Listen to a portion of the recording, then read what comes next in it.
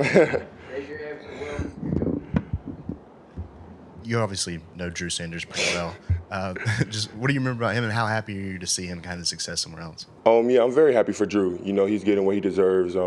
He's been playing extremely well. I'm happy for him. I'm very proud of him. Drew is the type of guy that, both of us came in here. We worked extremely hard. We were roommates, actually, and we talked about things all the time like, hey, we got this. Like, just keep going, and we motivated each other. But to see him doing well at Arkansas, I'm very proud of him. So he's doing good. Right here. Nick. Well, when you're defending the run on the edge, obviously a lot of moving parts, things you got to focus on. I mean, what are you looking at? How are you making sure that you maintain the edge when they're throwing different things at you? As far as the running, just keying the tip pad of the tackle shoulders, making sure that, my eyes are where they need to be, not jumping inside because I'm the edge of the defense, things like that, all the things that coach tell us, stay in your gap, be sound, be disciplined, make sure the ball don't get outside of you, make sure I'm playing with good extension, leg balance, and stuff like that to be able to maintain the edge. Over here, Michael.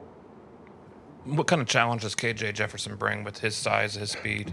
It's going to be a great challenge for us. He's a really big quarterback. He can run, but he can also extend plays with his arm. We have to do a really good job containing him in the pocket because he likes to escape a lot. But it's going to be a great challenge for us. We're very excited to play him, and, it's going to be a great game. Over here in the middle. How do you think you've handled kind of moving around a little bit more in the defensive line this year? Either taking some attention from the offensive line or kind of trying to find that, ideal one-on-one matchup? Can you say it again? I'm sorry. I guess how have you kind of adjusted to moving around a little bit more along this year on the defensive line this year, doing a couple different things, kind of schematically? Like moving around as in, like different positions? Yeah, Oh, okay. around the line. I got you. Yeah, it's been fun. I think, I just have to give off credit to, the coaching staff, helping me get lined up in places where, I can, either help others make plays or I can make plays myself, but, just not to free me up, to free other people up. So I think it all just comes back to the scheme that, either Coach Golden has or any other coach has to come up with. But it's been fun. It's been great. And I'm looking for the rest of the season to what they have in store for the rest of us. Back here, Mason. You're one of these 5 Alabama players who have at least 20 tackles this season. So just how is it kind of competing with those guys just in practice, motivating each other just to see who can do the best on any given day? I think it just comes back to all of us doing our job.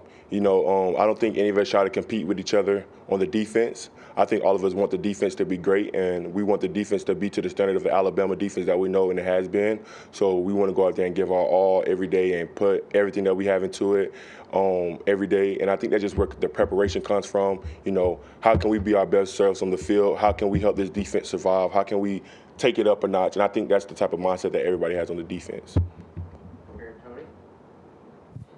How difficult is it to do what Drew Sanders did and kind of move from edge to more of a Mike linebacker? And is that something that you feel like you could do if you had to? I mean, honestly, for me, I don't think that's something that I could do. I think Drew's naturally probably comfortable there, in my opinion. Just looking at him play, he's having very good success at it.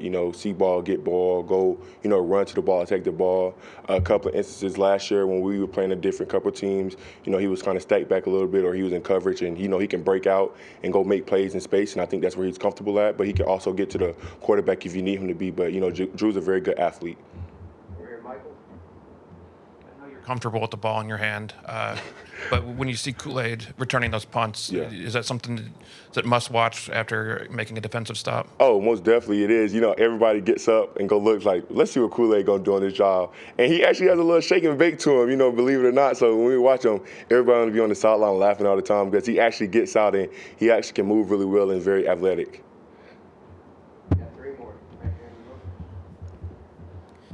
the middle. As an edge rusher and facing a dual threat quarterback, obviously edge rushers are taught to kind of go A to B and really not slow down. But, in these dual threat option offenses, you're going to have to maybe stop and see what's kind of going on in front of you. How do you kind of prepare for that so that you're not, keeping yourself flat-footed when they are doing option or anything like that? Well, Bryce is a really good quarterback, and Bryce kind of has, he probably doesn't have the frame of the quarterback we're going against, but he's very mobile and he can run like the quarterback we're going against. So I'm pretty sure. And then Jalen Milroe is another one. So, to have those type of quarterbacks on our team, coach is going to do a good job of making sure that he shows us, what we're going to see in the game.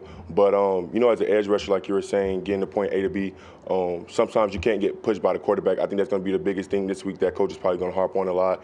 We can't get pushed behind the quarterback. We can't open up big lanes to have people escape. So, they're going to do a good job of helping us, make sure that doesn't happen. And the preparation all week is going to, continue to go how it's going to be playing, how we want to stop him. So, yeah.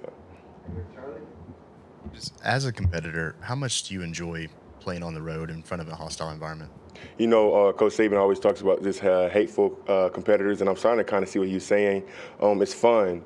Last year, we had a couple of road games last year. It was kind of bumpy, but I think it's really fun. We want fans to leave their own stadiums, and I think the message this week is we want fans to leave their own stadiums, and I'm going to try to preach that all week. But go out there, have fun, do your job, and make sure the fans are leaving about time halftime come, or at least by the end of the third quarter. Here with Tony for the last one. I was gonna kind of ask something about that, but do you consider yourself hateful on the field? Is that Yeah, I do. I just don't. I tell people all the time the audacity for the other team to even step on the field is disrespectful to me. I tell people that all the time, and I think people ask me what motivates me. I said the audacity for the fans to show up and for the team to come step on the field and play with us. So that's kind of like my own little thing in my head that I go through. So yeah. All right, you have any questions for them? How are you guys doing today? Everybody doing good? I'm taking notes from y'all too, so. Okay. Y'all have a good day.